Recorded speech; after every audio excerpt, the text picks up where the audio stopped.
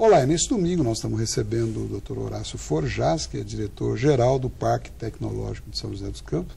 Aliás, fazendo uma observação aí, o Parque Tecnológico tem gerado grandes profissionais no seu dia a dia ali, né, e consolidado a situação desses profissionais, porque como o senhor disse no bloco anterior, o diretor que lhe antecedeu hoje é ministro de Estado, né, de Ciência e Tecnologia, o professor Ralph, não é isso? É verdade. Eu acho que devo pontuar, porém, que isso não se deve exatamente ao fato de ele ter sido o diretor do parque, mas ao grande desempenho que ele demonstrou ao longo de toda a sua carreira. O parque, eu acredito que seja uma das grandes realizações do ministro Ralph. Agregar esse nível de interesse de várias empresas, etc. e tal, sem dúvida, a capacidade de liderança está acima de tudo. Liderança, articulação. Sem dúvida. Mas, doutor Horácio, o parque, pelo que já foi dito pelo senhor no bloco anterior, segue a vocação natural de São José dos Campos, no caso? É verdade. São José dos Campos, se nós olharmos para trás, foi muito influenciada pela presença do CTA e do ITA, sem dúvida, cujo início nos leva às décadas de 1940, meados da década de 40 e início da década de 50. Ao longo das décadas de 50 e 60, foram vários os programas experimentais de aeronaves que lá se desenvolveram, sendo que um deles, 20 anos depois, deu origem à Embraer, que foi o programa Bandeirante. Então, São José dos Campos, eu acho que já tem no seu DNA esse conceito de que investimento em educação, em ciência e tecnologia se paga. Se paga no longo prazo. E isso, de uma certa maneira, facilitou o entendimento, a concepção e a realização do parque tecnológico, que pretende, eu diria, em outros tempos, segundo outros recursos, outros conceitos, dar sequência a essa trajetória vencedora. Essa linha ascendente, nós podemos dizer, né? Porque nunca retroagiu, São José dos Campos jamais retroagiu nessa área, sempre avançando. E quais os principais destaques e conquistas do parque até agora?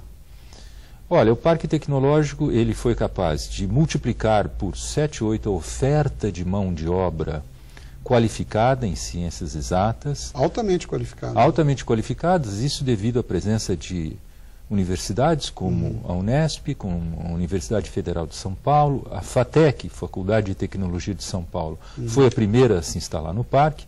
São José dos Campos, que em 2006 gerava ou oferecia cerca de 180 vagas do ensino público ao ano, passou a oferecer da ordem de 1.600. Então, um crescimento muito expressivo. Bela ampliação. E no parque se instalaram empresas de porte, como a Vale Soluções em Energia, empresas como Embraer, Ericsson, que lá estão presentes nos seus centros de desenvolvimento tecnológico, além da presença promissora das 25 empresas que lá estão no seu centro empresarial e que no médio e longo prazo deverão retornar a São José dos Campos, em termos de produtos e empregos de alta qualidade, o investimento que a cidade fez nesse empreendimento. E qual a importância do parque, no caso, para o desenvolvimento da região como um todo? Porque hoje até a própria criação da região metropolitana do Vale do Paraíba e Litoral Norte, pelo governo paulista, proporciona à região algumas vantagens, vamos dizer assim, comparativamente a outras regiões que não têm essa condição que a própria legislação oferece, né, por ser região metropolitana. Onde entra o parque aí em setores que possam efetivamente beneficiar a região como um todo? Eu acho que o parque, o seu benefício se estende à região como um todo, assim como a presença de grandes empresas de tecnologia de ponta também tem essa característica. Até por sua localização geográfica, mais ao leste da cidade de São José dos Campos, a oferta de empregos no ambiente do parque e em empresas que lá se originaram e que deverão se instalar naquela região, deverá beneficiar as comunidades circunvizinhas. Então, para mim é natural que o parque seja visto e entendido como uma iniciativa estratégica, não mais da cidade de São José dos Campos, mas da região como um todo. Inclusive os alunos que frequentam lá o corpo discente dessas faculdades ele deve ser bem heterogêneo em termos de cidade, né? Não é só São José, gente até Sem de dúvida, outros estados, sem dúvida, de outras partes do país, enfim. Heterogêneo na origem e certamente para aonde se alojar, aonde se estabelecer, eles não estão presos a São José dos Campos, existem ali bem próximo, a cidade de Caçapava, o distrito de Eugênio de Melo, um pouco mais à frente Tremembé e Taubaté.